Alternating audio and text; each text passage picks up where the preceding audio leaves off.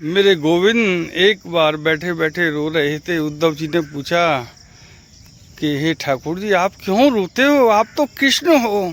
बोले कि उद्धव, इसीलिए कि ब्रज की गोपिकाएं मुझे याद करती हैं, मुझे ब्रज की याद आती है और ब्रज की याद कर कर के मुझे रोना आता है। आप जाएं उन गोपिकाओं को समझाएं कि वो मुझे याद ना करें। जब वो मुझे याद नहीं करेंगी तो मुझे भी उनकी याद नहीं आएगी।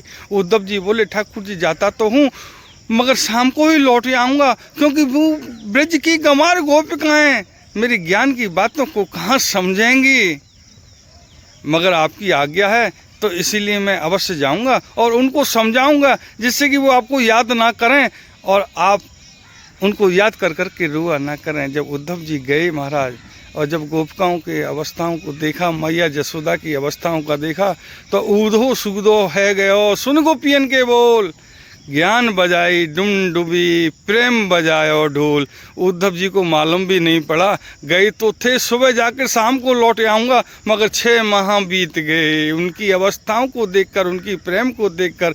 इस पर भी तो कबीरदास जी महाराज ने कहा है, पोथी पढ़े पढ़े जुगमुआ बयान पंडित कोई, 2 अक्षर प्रेम का पढ़े सो पंडित होए। अरे ठाकुर जी के नाम का, प्रेम का 2 अक्षर भी, कृष्ण शब्द भी, राधे राधे शब्द भी अगर तुम प्रेम से बोलोगे महाराज, तुम्हारा उद्धार हो जाएगा।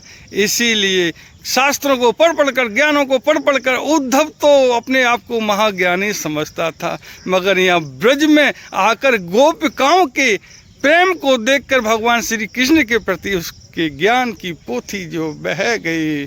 आए थे सुबह जाऊंगा, शाम को लौट आऊँगा, मगर 6 महीना व्यतीत हो गए उनकी अवस्था को देखकर, उनके प्रेम को देखकर। इसीलिए मेरे भाइयों, जीवन का उद्धार चाहते हो तो 2 अक्षर प्रेम से भगवान का स्मरण करें। राम राम बोलें, राधे राधे बोलें, जय श्री कृष्ण बोलें, बोलो राधे राधे।